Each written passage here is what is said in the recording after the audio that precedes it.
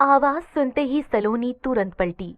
पीछे उसकी हमउम्र की ही एक लड़की थी जो मायूस लग रही थी। क्या हुआ निधि?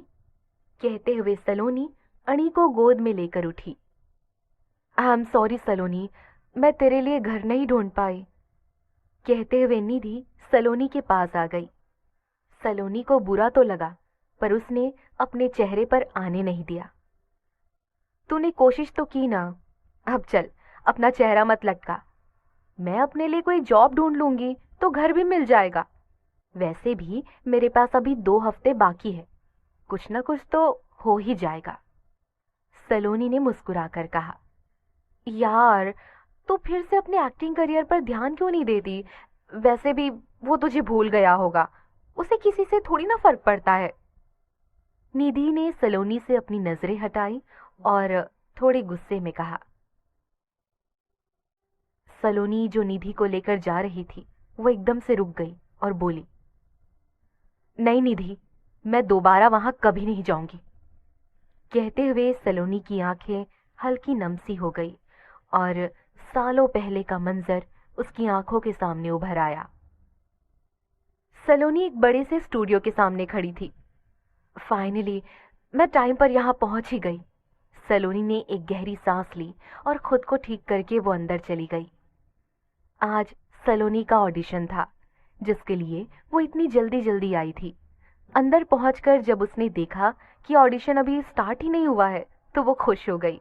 उसने अपने आसपास देखा तो वहां बहुत से लोग आए हुए थे और सब अपनी अपनी प्रैक्टिस कर रहे थे, जिन्हें देखकर सलोनी अब नर्वस सी होने लगी थी। इसीलिए उसने खुद को शांत करने के लिए अपनी आंखें बंद कर ली। तभी वहां अचानक से थोड़ी हलचल हुई। सलोनी ने अपनी आंखें बिल्कुल भी नहीं खोली। वो वैसी ही बैठी थी, जबकि वहां मौजूद बाकी के लोग अपनी अपनी जगह से खड़े हो चुके थे। Because the star Abhay is here.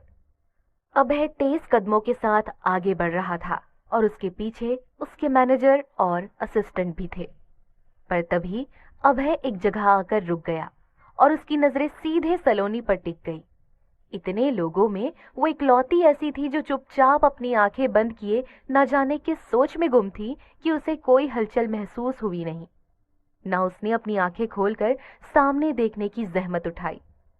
सलोनी इस वक्त बेहद मासूम लग रही थी। अभय के लब हल्के से हिले और वो फौरन आगे बढ़ गया। पीछे खड़े मैनेजर और असिस्टेंट ने एक गहरी सांस ली और अभय के पीछे चली गई। बाकी सब सलोनी को घूरते हुए बातें करने लगे। इन सब से बेखबर सलोनी अपनी आंखें बंद किए शांति से बैठी थी। कुछ देर बाद ऑडिशन शुरू हो गया। अपने अपने नाम बुलाए जाने पर सब अंदर जाकर अपना ऑडिशन देकर आ रहे थे। कोई दुखी होकर बाहर जा रहा था तो कोई वापस आकर बैठा जवाब का इंतजार कर रहा था। शायद उन्हें रुकने के लिए कहा गया था। मिस सलोनी सिंघानिया। अचानक आई इस आवाज से सलोनी एकदम से हड़बड़ा गई। उसने अपनी आंखें खोली तो सब उसे ही देख रहे थे। सलोनी ने एक ऑकवर्ड सी स्माइल दी और जल्दी से ऑडिशन रूम में चली गई। अंदर जाते ही सलोनी ने सबसे पहले सबको ग्रीट किया। उन सब में अभय भी शामिल था। अभय सलोनी को एकटक ऊपर से नीचे देख रहा था।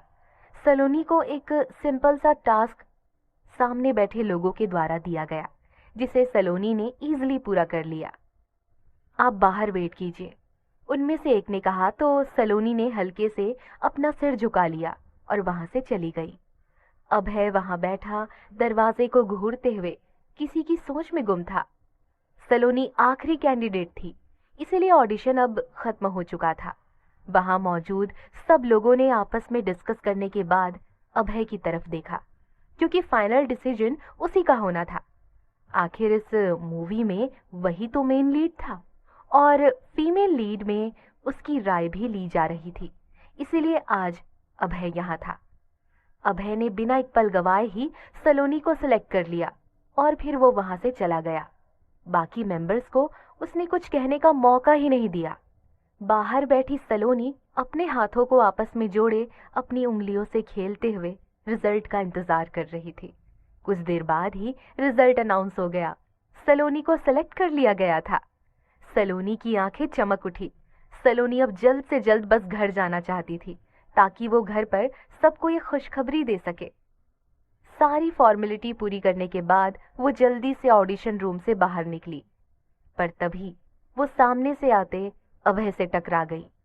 अपने सामने अभय को देखते ही उसकी आंखें बड़ी हो गई। अभय की नजरें भी उसी पर थी। मिस। अभय के मैनेजर की आवाज जैसे ही सलोनी के कानों में पड़ी, वो अपने होश में आ गई। सॉरी सर, सलोनी ने जल्दी से अपना सिर झुकाते हुए कहा। अभय ने कुछ नहीं कहा, बस उसके साइड से निकल गया। सलोनी ने एक गहरी सांस ली और खुद से ही बड़बड़ाई, अच्छा हुआ नाराज नहीं हुआ, वरना अभी मुझे यहां से बाहर फेंक दिया जाता। हे, मैं कब से तुम्हें ही आवाज दे रही हूं, कहाँ खोई हो? कहते हुए निधि ने सलोनी को झंझोड़ दिया, तो सलोनी उसी पल अपने सपने से बाहर आ गई। कहीं नहीं, कहकर सलोनी हल्के से मुस्कुरा दी। अच्छा, अब मैं चलती हूँ, पर तू इस बारे में सोचना जरूर। हाँ, ये तेरा सपना भी था, और तेरा मूड बदल जाए तो उसके लिए ये पकड़। कहते हुए निधि ने सलोनी के हाथ में एक पॉम्पलेट बढ़ा दिया। इससे पहले सलोनी कुछ कहती, निधि फौरन वहां से चली गई। सलोनी ने उस पॉम्पलेट की तरफ देखा तो उसमें किसी ऑडिशन के बारे में इंफॉर्मेशन थी। किसी फिल्म में सेकंड लीड का रोल था, जिसका ऑडिशन था। उसे देखकर सलोनी सोच में पड़ गई। वहीं दूसरी तरफ एक लग्जूरियस रूम के किंग साइज के एक सोफे पर एक अधेड़ उम्र का आदमी बैठा था, और उसके ठीक सामने गुस्से से भरा हुआ एक लड़का खड़ा था। गुस्से में भी वो हद से ज्यादा स्मार्ट लग रहा था। मुझे ये रोल नहीं चाहिए। आखिर हर बार वो अभय ही लीड रोल क्यों ले जाता है? और डैड, आप ये बात कैसे भूल सकते हैं कि मैं आपका ही बेटा हूं? हर बार मुझे उसके पीछे रखने में आपको क्या खुशी मिलती है? उस लड़के ने गुस्से में कहा। बेशक तुम मेरे बेटे हो, पर इस बात को नजरअंदाज बिल्कुल भी नहीं किया जा सकता कि फिलहाल अभी टॉप पर अभय है, और मैंने उसे इस फिल्म में काम करने के लिए बहुत मुश्किल से मनाया है, तो तुम अपना मुंह बंद रखोगे, उस आदमी ने लड़के को घूरते हुए कहा। फाइन, कहकर वो लड़का गुस्से से वहां चला गया। उस लड़के के जाते ही उस आदमी ने अपना फोन निकाला और किसी को कॉल कर लिया। दूसरी तरफ से कॉल पिक होते ही उस आदमी ने कहा, अभी अभी निहान गुस्से में यहां से बाहर गया है, देखो उसे कोई दिक्कत ना हो। कहकर उस आदमी ने कॉल कट कर दिया। तुम समझते क्यों नहीं निहान?